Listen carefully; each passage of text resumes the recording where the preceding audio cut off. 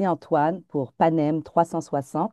Je suis très contente de m'entretenir aujourd'hui avec Lila Borsali qui va venir à Montréal directement d'Alger pour Oui. participer à la 26e du Festival du monde arabe de Montréal qui aura lieu du 31 octobre au 16 novembre 2025. Donc, vous faites partie de la série Andalousie au féminin et la soirée est le 8 novembre 2025 à 20 heures à la cinquième salle de la Place des Arts. Merci de m'accorder ce moment. Comment allez-vous? Merci à vous, je vais bien, merci, j'espère que vous aussi. C'est toujours un plaisir de parler de notre patrimoine, donc merci beaucoup de vous y intéresser. Est-ce que ce sera votre première participation au Festival du monde arabe? Alors, pas du tout, c'est ma quatrième participation. J'ai participé en 2014 d'abord avec un autre artiste algérien qui s'appelle Abbas Reri. Et on était de deux écoles différentes, de l'école algérienne andalouse. Puis j'ai participé une deuxième fois, alors en 2022. C'était avec un spectacle qui s'appelait Il était une fois à Grenade. Puis je suis revenue l'année dernière dans un spectacle qui parlait de la paix en fait, et avec deux autres chanteuses, une libanaise et une tunisienne. Donc c'est ma quatrième participation.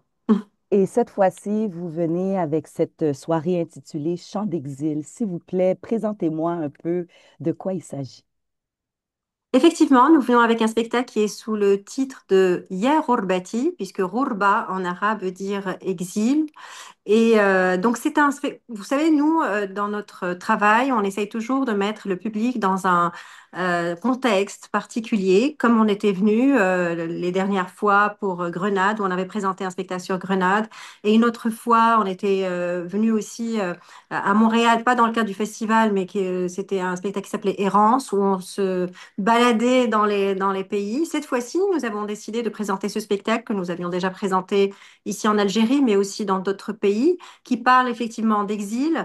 Donc, ces chants de ces poètes algériens qui ont quitté l'Algérie ou que même qui sont ici en Algérie, mais qui se sont intéressés à cette thématique. C'est une thématique, je pense, qui est universelle, hein. Il y a l'exil, tous les peuples connaissent l'exil et nous avons trouvé ça judicieux de le présenter dans un pays comme le Canada et à Montréal et surtout pour une population algérienne, puisque la population algérienne est très très présente à Montréal et connaît cet exil enfin, ils sont loin de leur pays. Et donc, ça va être en fait un spectacle, d'abord quelques chants de poètes connus comme Cheikh El Hasnaoui, ici en Algérie, c'est un chanteur qui est très connu et qui a beaucoup chanté l'exil.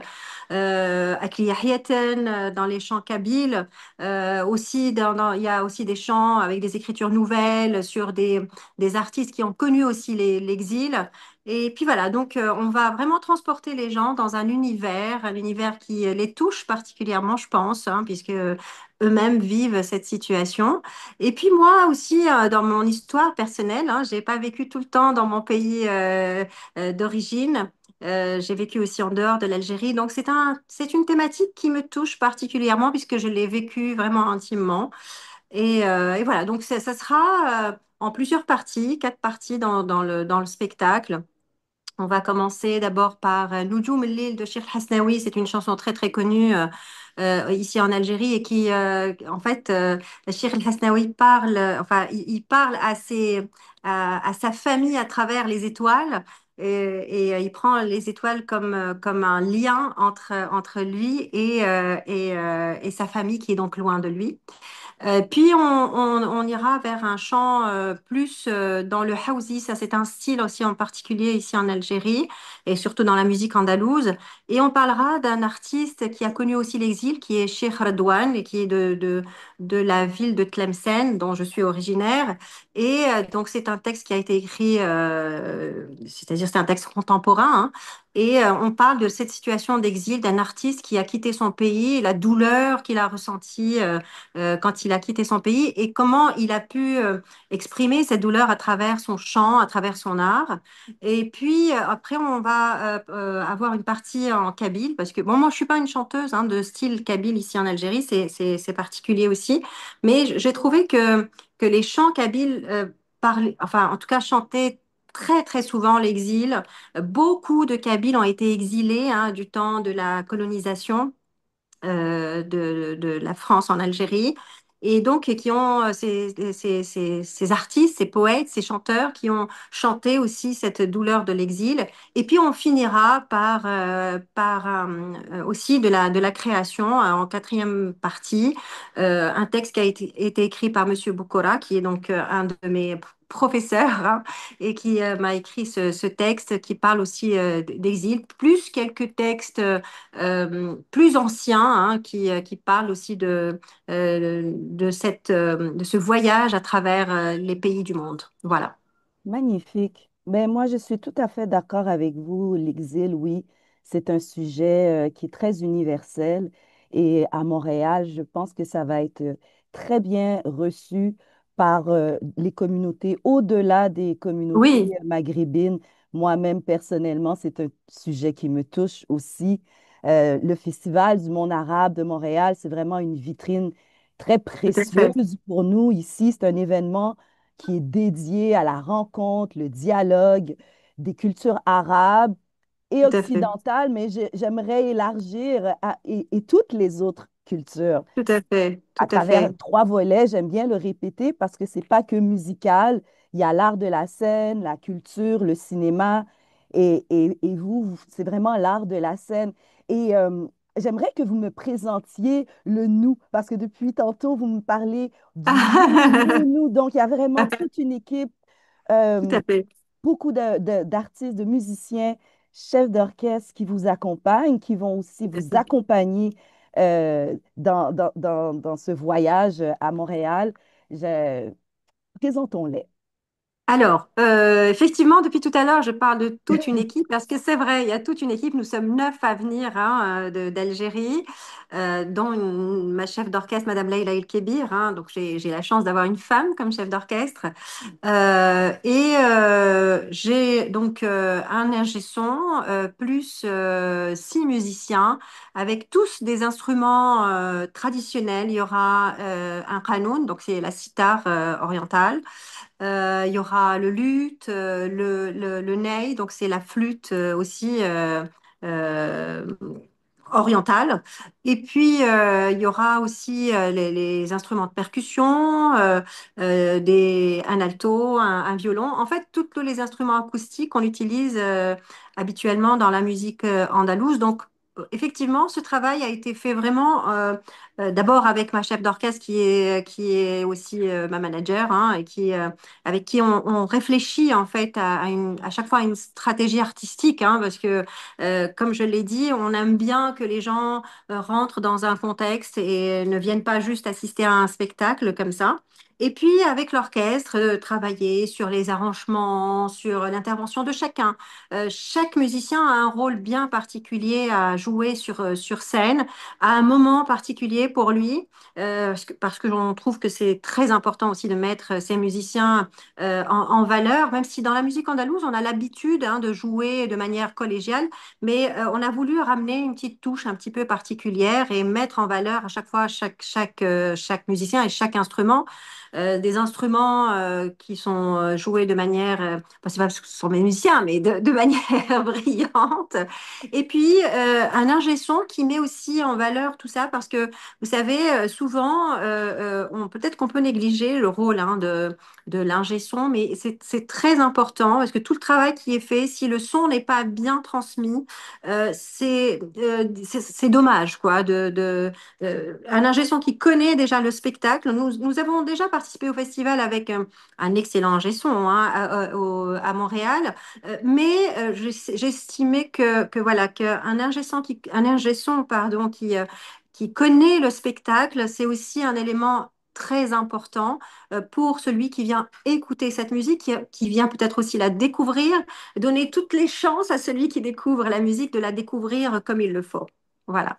C'est un membre de l'équipe. Tout à fait, vraiment comme un musicien. Mhm.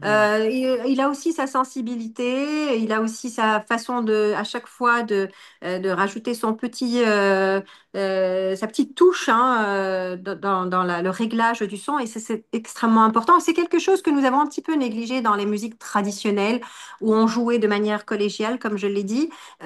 Étant donné que nous avons eu une vision un petit peu plus, enfin, en tout cas différente hein, de ce qui se faisait habituellement avec les orchestres de musique andalouse ici en Algérie, on a jugé utile et important qu'il y ait, qu'on utilise, hein, c'est un moyen moderne finalement, qu'on utilise ces moyens modernes au service de la tradition.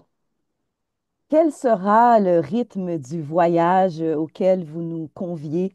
Quand on parle d'exil, souvent on aurait l'impression que ça va C'est être triste, triste. Mhm. mélancolique, mais tout aussi magnifique. Oui. Et vous, comment on doit se préparer pour la soirée? Écoutez, je pense que ça sera en dents de scie, hein, parce que il y aura forcément des moments de mélancolie, des moments de tristesse, mais il y aura aussi des moments de joie, des moments de rencontre aussi. On parlera de cette... L'exil aussi nous pousse à vivre des moments après d'intenses rencontres. Quand on revoit les gens, cette joie que nous avons à revoir les gens, on ne peut pas la ressentir si on ne connaît pas l'exil. Si on vit avec une personne tous les jours, on ne se rend pas compte de l'importance qu'elle a. Donc ça suscite quand même de la joie. Il y a aussi dans le spectacle, on mettra aussi en lumière le fait d'aller vers les autres parce que quand on connaît l'exil, on vit aussi avec les gens qui sont différents de nous. Et ça, c'est très intéressant pour quelqu'un qui vit comme il le faut son exil, parce que ce n'est pas que négatif hein, d'être loin de chez soi, il y a aussi des côtés positifs. Et voilà, donc c'est pour ça que je dis c'est en dents de scie, parce que il y aura des moments forcément où de nostalgie, où on verra, on va idéaliser l'endroit que nous avons quitté. Et puis, on parlera aussi, à un moment, on ressentira cette chance que nous avons d'aller aussi vers l'autre. Cette chance qui est indéniable hein, parce on se nourrit, on se construit aussi différemment et on a aussi conscience de l'importance de ce que nous avons laissé. Et tout ça, nous allons comme ça, enfin musicalement, hein, le chanter, pas en parler. Pour terminer, je suis un peu curieuse, comment vous arrivez à justement arrimer tout un répertoire, un spectacle avec autant de musiciens? À quoi ressemble le rythme lorsque vous êtes en préparation d'un spectacle comme ça qui doit partir en tournée? J'aimerais connaître, faire une petite incursion dans votre Dans notre... intimité. Oui, écoutez, alors il faut savoir que c'est toujours le même groupe hein, avec qui on voyage. Nous avons fait plusieurs autres pays, donc nous avons maintenant un petit peu l'habitude hein, de voyager avec nos spectacles. Et en général, on essaye de travailler les spectacles qu'on va jouer à l'international. On essaye de les travailler d'abord en Algérie et les jouer plusieurs fois. Et puis, on s'adapte de temps en temps à des lieux, tout dépend du spectacle que nous allons présenter, mais on s'adapte un petit peu aux lieux qu'on va visiter. C'est aussi une façon pour nous, le groupe aussi, de vivre des moments intenses. Vous savez que les voyages, ça construit et ça construit des liens très très forts entre les musiciens, nous vivons ensemble pendant quelques jours sans interruption, alors qu'ici en Algérie, on vit que nos moments de scène en fait, ou des moments de répétition. Mais quand on va à l'étranger, il y a cette excitation hein, de vivre des moments qu'on risque pas de vivre ailleurs, et ça c'est très très intéressant. Donc la préparation se fait d'abord bien sûr artistiquement, hein. On refait aussi un point sur tout ce qu'on a déjà présenté ici en Algérie, et puis comme je l'ai dit, on s'adapte. On le vit de manière très joyeuse parce que c'est vraiment un moment de joie pour nous hein, que de partager notre musique. Puis on ressent cette responsabilité hein, quelque part de présenter notre patrimoine à l'international. C'est définitivement un rendez-vous pour cette soirée qui s'insère dans la série Andalousie au féminin. Donc, Chant d'exil sous votre voix magnifique, Lila Merci. Borsali. Vous allez faire renaître, j'espère que je vais bien le prononcer, Yahor Bati. Ya Ghorbati, oui. Ya Ghorbati, c'est mon exil. En fait, c'est la traduction de Voilà. c'est mon exil. Et la musique aussi est mon exil. Et ce sera le 8 novembre à 20 heures à la cinquième salle de la Place des Arts. Je vous remercie pour ce Merci à moment vous. et je vous dis Merci à vous. à très bientôt. À très bientôt. Merci.